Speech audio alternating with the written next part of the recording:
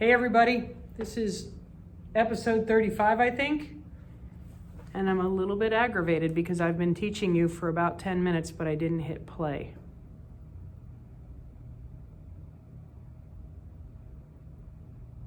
I should have hit play. Episode 35, Vietnam. My clicker doesn't work either. It's not going well. I am not going to lose Vietnam. I am not going to be the president who saw Southeast Asia go the way China went.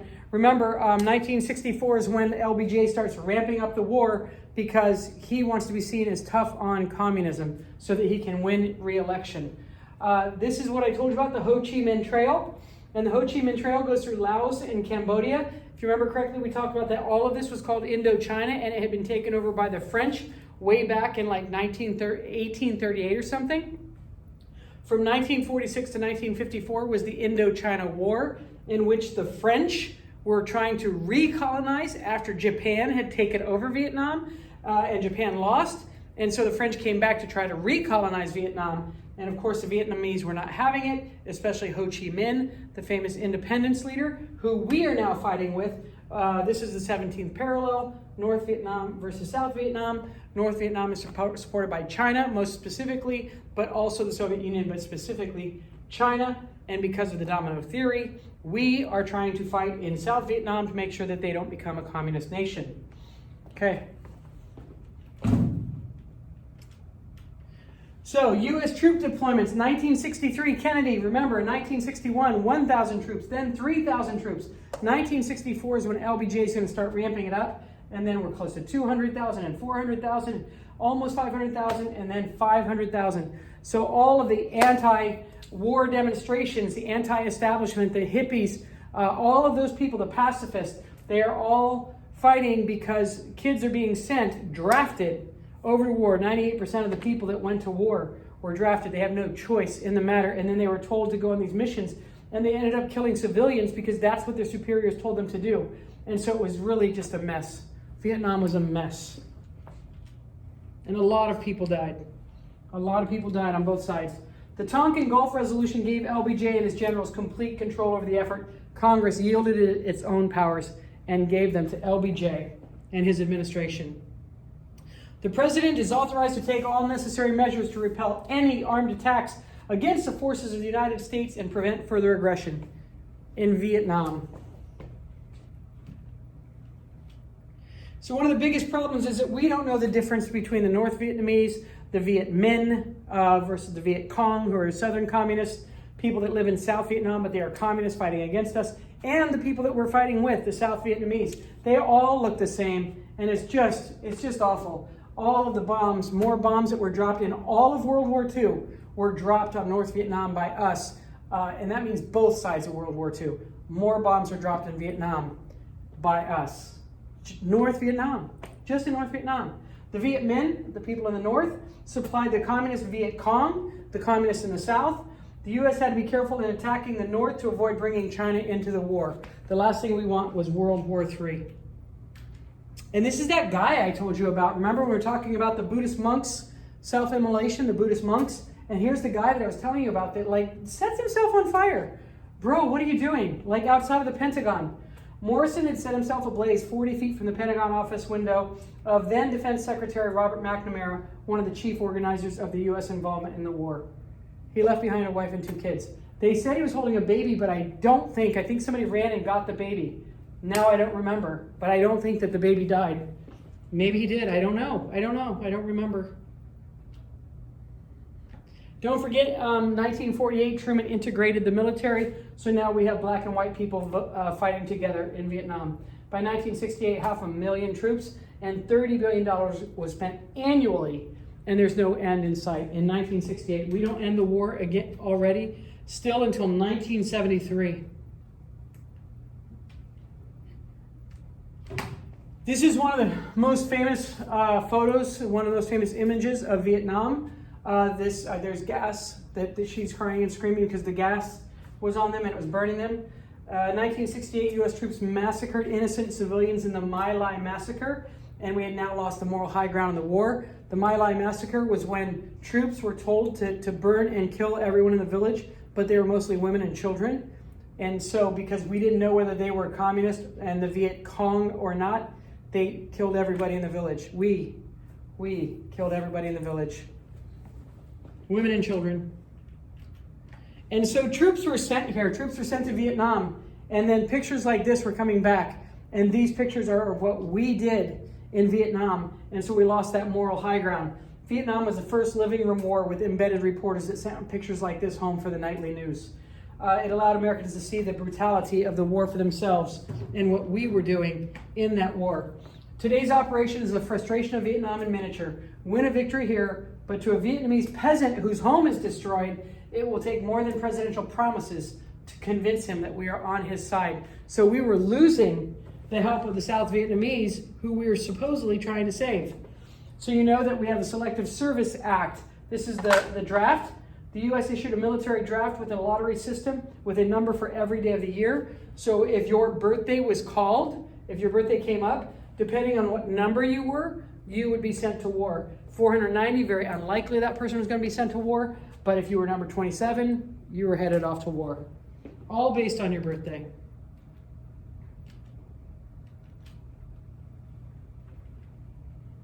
Opposition to the war and the draft grew. Peace-loving doves clashed with war hawks. Hawks are people that believe in the war. Doves are a lot of those hippies and all of those anti-war protesters that do not believe that we should be at war with Vietnam. Again, the most famous one is Muhammad Ali. He's in the back corner of the room. Muhammad Ali is a conscientious objector. He said he wasn't going to fight the brown peoples there because the brown peoples here in the United States weren't getting their rights, and he didn't have a beef with those people in that other country, and he wasn't trying to go over there and kill them. And so he's a conscientious objector, one of the most famous conscientious objectors of war that we've had. LBJ ordered the CIA to begin spying on anti-war activities and encouraged the FBI to use counterintelligence programs, CONINTELPRO, against the peace movement. They would embed people within the peace movement to find out what they were going to do. Because they made LBJ look bad. The U.S., there's so many. Everybody, all the youth, all across the schools, all across the nation were protesting against the war. They're the ones getting sent. 18 to 24-year-old men sent there to fight and kill people they didn't want to fight and kill. The U.S. appeared trapped in the Vietnam War, and the lack of an exit strategy fueled public anger. People were like, why are we there? When are we leaving? Why are we there? What are we doing? I can't run and pull a Chamberlain at Munich. Remember, that's the Munich Conference of 1938, where Chamberlain famously holds above his head, we will have peace in our time. He's saying that we can't go back to that. We've already started this war. We can't go back. In effect, we are fighting a war of attrition. The only alternative is a war of annihilation. Annihilation means we destroy everybody and everything in Vietnam. A war of attrition means that our soldiers are going to fight and die in this war. And so are the Vietnamese. Far more than we are. In 1968, the North Vietnamese successfully launched the Tet Offensive. Our enemy was growing stronger, and so was opposition to war at home. The Tet Offensive was a very brutal and horrible war. If I remember correctly, we win the Tet Offensive, but we lose so much in public opinion because we have destroyed so much. The whole point about this is that the Vietnamese would come in and fight us, and then disappear into the jungles. And then it was over. Mightiest nation in history, LBJ, guerrilla warfare. Guerrilla warfare means that people aren't standing in front of us and fighting against us. They come out of the jungle, and then they fight, shoot, and disappear back in the jungle, especially into holes that they have in the jungle. And we keep bombing them. Vietnam peace talks are rumored. Vietnam quicksand. Like that there's no exit strategy. There's no peace talks. Nothing's happening. LBJ refused to sign an order sending more troops to Vietnam because he knew we could not win. Finally, not sending more troops. LBJ personally suffered over American casualties. He wept as he signed condolence letters, prayed with Catholic monks in a nearby church at night secretly. He didn't know how to get out of this war. And ultimately, by the way, in 1968, he's going to just all of a sudden randomly say he's not running for re-election.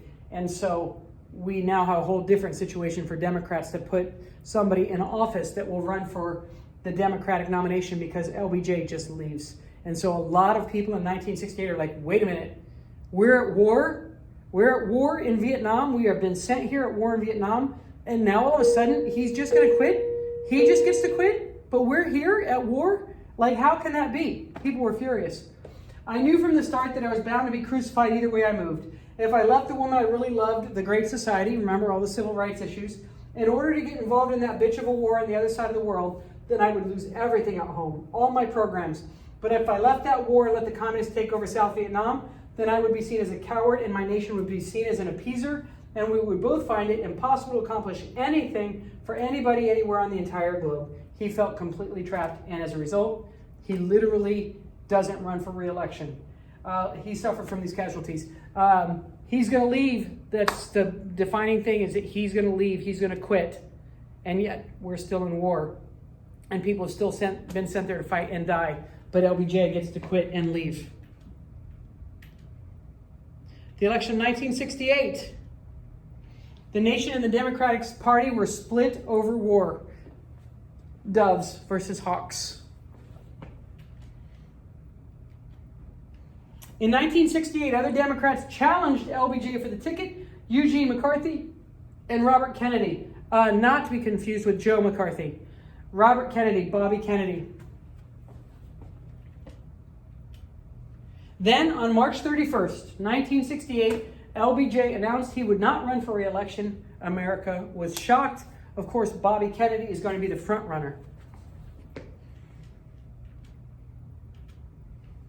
But on June 5th, by the way, in April, MLK Jr. is assassinated. That happens first. I think April 4th, if I remember correctly. And then 2 months later, but on June 5th, the front runner, Bobby Kennedy, is assassinated. Bobby Kennedy is assassinated. He's the front runner. He's the one who's most likely going to be able to win election against Nixon, and he's assassinated. 1968. The Democrats have no answer. Sirhan is his murderer. Here's a famous band called the Dead Kennedys. This is little John. He's going to die. John F. Kennedy Jr. is going to die just before the 21st century. 98, 99, something like that, 1998 or 1999. And so Bobby Kennedy, Ted Kennedy, the oldest brother Joe Kennedy died in World War II. Ted Kennedy doesn't die. John and Bobby, JFK and Bobby Kennedy are going to die. Ted Kennedy, he's the one that I told you about, Chappaquiddick, that he is driving a car that crashes into the river. I don't know if that's what Chappaquiddick is. I don't remember actually now. But Billy Joe Kopechne dies, and he walks away and doesn't surface till 12 hours later, so everybody believes he was drunk. And that girl was left to die in that water, and he walked away from the accident.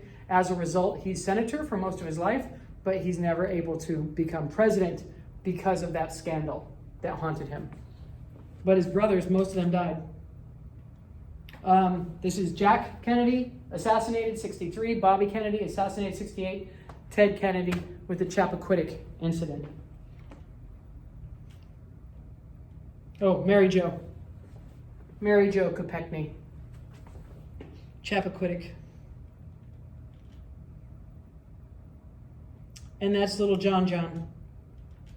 That's big John. He's so handsome. My God, he was such a handsome man. And then the unbelievable 1968 Democratic Convention in Chicago is riots. That's what the Chicago 7, the movie on Netflix, is all about. You should watch it now. It's called the Chicago 7. It's about these 1968 Democratic Convention in Chicago. The Democrats nominate Hubert Humphrey at the Chicago Convention amidst violence and anti-war protests outside, and the police are bashing skulls and beating people up. Huge craziness, absolute craziness at that convention. The Republicans chose Nixon with Spiro Agnew as his running mate. In the future, Spiro Agnew is going to get indicted for financial crimes, I think embezzlement. He resigns. Nixon puts in Ford as his new assistant vice president, and then Nixon has to resign, which makes Ford the only president to become president without having been elected even as the vice president, because Spiro Agnew was elected on the ticket with Nixon.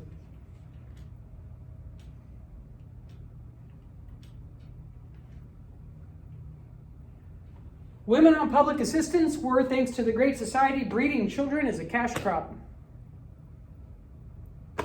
George C. Wallace, the racist former governor of Arkansas, ran on an American Independent Party and wanted to nuke Vietnam. He wanted to nuke them. Sounds like MacArthur wanted to do to Korea. Wallace for president. He's got his hood underneath there. Wallace got support of segregationists, war hawks, those opposed to the Black Power movement, and those angry with government bureaucracy. Of course, the Deep South. He wins the Deep South. He's literally got a rebel flag behind him. The Deep South, for the first time now, is not Democratic, but Republican. There it is. Wallace, Wallace, Wallace, Wallace, Wallace. The Deep South, the racist Deep South, goes to Wallace.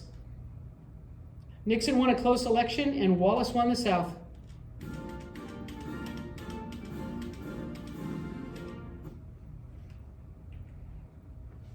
Nixon's favorite book was Machiavelli's The Prince. The Prince talks about a ruthless dictator, that the only way to rule is to be a ruthless dictator. It's way back to the Italian Renaissance in like the 1400s, the 1500s, The Prince. Republican 56, and when the president does it, that means that it is not illegal. Oops. Famous last words. This is famous, that's why you always hear about Nixon. There's another one with him getting on the helicopter before he is resigning from his position as the President of the United States of America. Nixon got the anti-war vote in support of middle-class Americans tired of protest movements. So it's called a silent majority. And that's who we got. People that were the establishment. People that were against the anti-establishment. LBJ returned to Texas Ranch and died in 1973. The Vietnam War had tarnished his legacy, despite all of his civil rights victories. Johnson saw Nixon sworn in, then got on the plane to go back to Texas. When the front door of the plane closed, Johnson pulled out a cigarette, his first cigarette he had smoked since his heart attack in 1955. One of his daughters pulled it out of his mouth. "Daddy, what are you doing? You're going to kill yourself." He took it back and said, "I've now raised you girls. I've now been president. Now it's my time." From that point, he went on into self-destructive spiral with drinking and smoking. Then dies not long later, 5 years later. The 60s counterculture. During the 1960s, several groups protested against various aspects of American society. The first youth counterculture were the beatniks, and then followed by the hippies and the anti-war movement. Not to mention the civil rights era, the entire civil rights era. The baby boom generation were raised in an era of affluence, money, went to college and began questioning the values of American society, which was very materialistic. Buy the house in the suburbs, the refrigerator, the TV, the washing machine, the car, a very materialistic society. So the youth of those baby boomers experimented with sex, drugs, and rock and roll, rejected patriotism and conventional wisdom. So a lot of the baby boomers were the hippie establishment. I'm a baby boomer, I'm at the end of the baby boom. But my cousins, who are like 10 years older than me, are exactly that time, like 1968 through 1972, is the heart of the anti-war movement and the hippie protests. Free love, sex, war, no war. The civil rights movement gave rise to this activism among Americans' youth, and the anti-war sentiment galvanized it. That combined with the hippie movement, anti-war, anti-Vietnam, anti-draft. In 1962, Students for a Democratic Society issued their Port Huron statement expressing their disillusionment with America. "We are people of this generation, bred in at least moderate comfort, housed now in universities, looking uncomfortably to the world we inherit. This is the world that we got, and we are not okay with it." That's their statement, the Port Huron statement. The Weathermen was a radical offshoot of the SDS, used violence to protest the war. The Weathermen. So they're anti-war, but they're using violence to make their anti-war stance. In 1964, a free speech movement began at UC Berkeley. That was on the video that we watched. And all the students took over all of the floors of the building, and even the faculty joined them because of free speech. Because again, before that time, you had to get permission from the college to be able to have speech and to have, depending what you wanted to say. And the First Amendment says, nah, that's not true. And so they won that free speech movement. Also, the American Indian movement sought a redress of past grievances from federal government. They seized Alcatraz Island in 1968 and had a standoff. There's a famous movie about that. I think it's called Alcatraz, if I remember correctly. So the American Indian movement, now remember, they're trying to redress their past grievances, meaning how we screwed them for over 150, 200 years and took all of their land and then put them, according to the Dawes Act, in boarding schools and theoretically made them have to be farmers on individual plots of land. Cesar Chavez formed the United Farm Workers to help migrant Latino workers in California. Again, this is the Chicano movement, which means people that are born in the United States of Mexican descent. They're Americans, but they are fully Mexican. Their parents are Mexican, so they're called Chicano. So that's the United Farm Workers. The fight is never about grapes or lettuce. It's always about people. Again, these are all that have rolled off of the civil rights era. In 1966, the National Organization for Women was created by Betty Friedan and demanded more opportunities for women in education and work. For the very, very longest time, women and men were paid differently, even though they were doing exactly the same job. So a female teacher and a male teacher teaching exactly the same subject, doing exactly the same job, got paid different salaries based on whether they're male or female. So the National Organization of Women tried to fix that. Environmentalists. Rachel Carson, this book is called Silent Spring, and it turns out to have been very prophetic. It was written like in the 1960s. Environmentalists stressed an ecological approach to saving nature, partially inspired by Rachel Spring's Silent Spring, book Silent Spring. Silent Spring talks about the ecological disaster awaiting us if we don't stop using all of our resources and polluting our own air and our own land. And now it looks like it may have come to pass. She might have been right all along. Because it is more comfortable to believe in pleasant things, most of us continue today to believe that our country there will always be plenty. This is a comfortable dream of the average American, but it is a fallacious dream. It is a dangerous dream. Only so long as we're vigilant to cherish and safeguard our resources against waste, against exploitation, and against destruction will our country continue strong and free. We did not safeguard our resources against waste, against exploitation, and against destruction. And now we are in a world of hurt. And then famously, Woodstock. Ryan looked it up today. It's like 400,000 people went there. Hardly any police. Anybody, anything, and nobody was arrested, nobody was hurt, everybody was fine. 400,000 people. In the late 60s, early 70s, hippies sought to drop out of society and create rural communes as they valued personal fulfillment more than social responsibility. So it was me generation. Woodstock. The Woodstock Festival became the most visible manifestation of the youth counterculture in the 1960s of the hippie movement. Hippies and Woodstock, 1969. August of 69. All of these people, Joan Baez, Santana, Grateful Dead, Creedence Clearwater Revival, Janis Joplin, The Who, Jefferson Airplane, The Band, Crosby, Stills, Nash & Young, and Jimi Hendrix, all incredibly famous. They were all there. Hugely famous.